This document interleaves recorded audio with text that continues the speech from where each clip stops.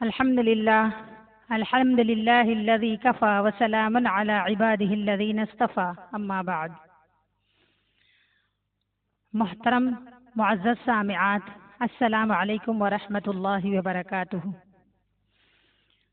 اللہ تبارک تعالی بے حد مہربان اور رحم کرنے والے ہیں. اس موضوع پر ہم آپ سے کچھ گفتگو کریں گے. نہایت حوصلہ افزا مضمون ہے. ہم کیوں قبر کی نعمتوں کے بارے میں بات نہیں کرتے؟ ہم یہ کیوں نہیں کہتے کہ وہ سب سے بہترین دن ہوگا جب ہم اپنے پروردگار سے ملیں گے؟ ہمیں یہ کیوں نہیں بتایا جاتا کہ جب ہم اس دنیا سے کوچ کریں گے تو ہم ارحم الراحمین کی لامحدود اور بے مثال رحمت اور محبت کے سائے میں ہوں گے. وہ رحمان جو ماں سے بھی زیادہ مہربان ہے. رسول اللہ صلی اللہ علیہ وسلم نے ایک جانور کو دیکھا جو اپنا پاؤں اپنے بچے پر رکھنے سے بچا رہی تھی.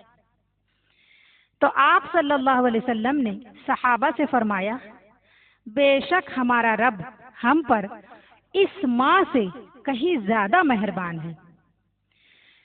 کیوں ہمیشہ صرف عذاب قبر کی باتیں ہو رہی ہیں؟ کیوں ہمیں موت سے ڈرایا جا رہا ہے؟ یہاں تک کہ ہمیں معاذ اللہ پختہ یقین ہو گیا کہ ہمارا رب ہمیں مرتے ہی عذاب دے گا، جس کا تصور بھی نہیں کیا جا سکتا. ہم کیوں اس بات پر مصر ہیں کہ ہمارا پروردگار صرف ہمیں عذاب ہی دے گا؟ ہم یہ کیوں نہیں سوچتے کہ ہمارا رب ہم پر رحم بھی کرے گا؟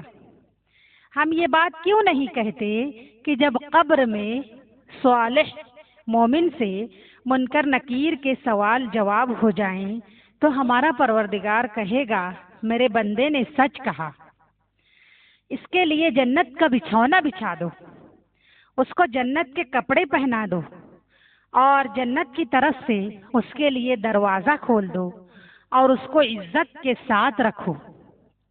پھر وہ اپنا مقام جنت میں دیکھے گا تو اللہ سے گڑ گڑا کر دعا کرے گا، پروردگار قیامت برپا کرتا کہ میں اطمینان کے ساتھ جنت میں چلا جاؤں. یہ احمد ابو داؤد میں بیان کیا گیا ہے. ہم یہ بات کیوں نہیں بتاتے کہ ہمارا عمل صالح ہم سے الگ نہیں ہوگا؟ نیک اعمال جو ہم کرتے ہیں وہ ہمارے ساتھ ہماری قبر میں جائے گا. سب سے بڑا ساتھی ہمارا نیک اعمال ہوگا، عمل صالح ہوگا. تو ہم سے یہ بات کیوں نہیں بتائی جاتی؟ کیوں نہیں کہا جاتا کہ ہمارا عمل صالح ہم سے الگ نہیں ہوگا؟ قبر میں ہمارا مونس ہوگا، غمخوار ہوگا. جب کوئی نیک آدمی وفات پا جاتا ہے تو اس کے تمام رشتہ دار جو دنیا سے چلے جا چکے ہیں ان کی طرف دوڑیں گے اور سلام کریں گے، خیر مقدم کریں گے اس کا کہ تم بھی دنیا سے ہمارے پاس چلے آئے. اس ملاقات کے بارے میں رسول اللہ صلی اللہ علیہ وسلم کا فرمان مبارک ہے کہ یہ ملاقات اس سے کہیں زیادہ خوشی کی ہوگی جب تم دنیا میں اپنے کسی عزیز سے طویل جدائی کے بعد ملتے ہو اور وہ اس سے دنیا کے لوگوں کے بارے میں پوچھیں گے. ان میں سے ایک کہے گا، اس کو آرام کرنے دو، یہ دنیا کے غموں سے چلا آ رہا ہے. یہ صحیح الترغیب لابانی میں بیان کیا گیا. موت دنیا کے غموں اور تکلیفوں سے راحت کا ذریعہ ہے. صالحین کی موت در حقیقت ان کے لیے راحت ہے. اس لیے ہمیں دعا سکھائی گئی ہے، اللہم اجعل الموت راحۃ لنا من کل شر. اے اللہ، موت کو ہمارے لیے تمام شرور سے راحت کا ذریعہ بنا دے. ہم لوگوں کو کیوں نہیں یہ بتاتے کہ موت زندگی کا دوام ہے اور یہ حقیقی زندگی اور ہمیشہ کی نعمتوں کا دروازہ ہے؟ ہم یہ حقیقت کیوں چھپاتے ہیں کہ روح جسم میں قیدی ہے اور وہ موت کے ذریعے اس جیل سے آزاد ہو جاتی ہے اور عالم برزخ کی خوبصورت زندگی میں جہاں مکان و زمان کی کوئی قید نہیں ہے رہنا شروع کرتی ہے؟ ہم کیوں موت کو رشتہ داروں سے جدائی غم اور اندوہ کے طور پر پیش کرتے ہیں۔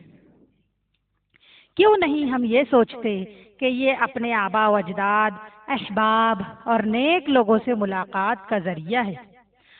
قبر سانپ کا منہ نہیں ہے کہ آدمی اس میں جائے گا اور سانپ اس کو چباتا رہے گا، بلکہ وہ تو حسین جنت اور حسیناؤں کا عروس ہے جو ہمارے انتظار میں ہے۔ اللہ رب العزت سے نیک امید رکھو اور اپنے اوپر خوف طاری مت کرو، موت سے ڈرو مت۔ موت کا خیر مقدم کرنا ہے۔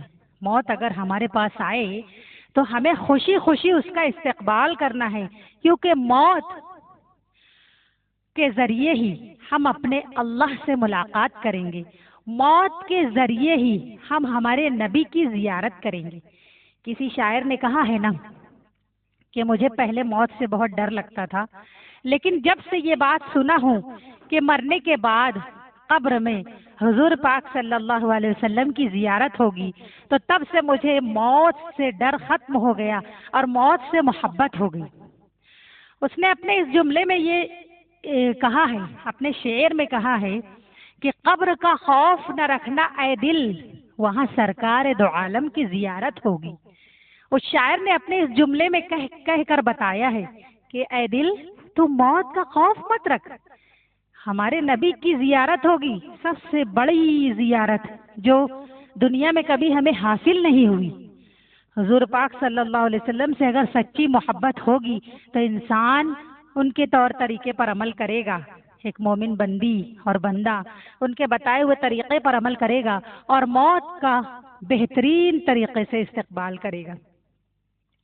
تو موت کا خوف اپنے اوپر طاری مت کرو۔ ہم مسلمان ہیں، اس لیے ہم اللہ کی رحمت سے دور نہیں پھینک دیے گئے ہیں۔ اللہ نے ہمیں عذاب کی خاطر پیدا نہیں کیا ہے، اللہ نے ہمیں بتایا ہے کہ وہ ہم سے کیا چاہتا ہے اور کیا نہیں چاہتا، اور ہم اچھی طرح جانتے ہیں کہ اللہ کی رضا کے کام کون سے ہیں اور کون سے اللہ کی ناراضگی کے کام ہیں، اور ہم دنیا میں آزاد ہیں، جو چاہیں کریں۔ تو ہمیں یہ دعا مانگنی چاہیے، اللہم اجعل خیر اعمالنا خواتیمها وخیر اعمارنا او آخرها وخیر ایامنا یوم ان نلقاک۔ اے اللہ ہمارے اعمال کا خاتمہ بالخیر فرما، ہماری آخری عمر کو بہترین بنا، اور سب سے بہترین دن وہ دن جس دن آپ سے ملاقات ہوگی۔ آمین۔ علامہ اقبال نے مومن کی کیفیت وفات کے وقت جو ہوتی ہے اس کو بڑے بہترین انداز میں بیان فرمایا ہے کہ مرد مومن کی نشانی تو یہی ہے کہ جب موت آتی ہے اسے تو مسرت کے ساتھ اس کے ہونٹوں پر مسکراہٹ آ جاتی ہے۔ اللہ تعالی ہم سب کو بھی اپنی موت کا خیر مقدم کرنے کی توفیق عطا فرمائے اور موت کا ڈر ہم سب کے دلوں سے نکال دے۔ آمین ثم آمین، وآخر دعوانا ان الحمد للہ رب العالمین۔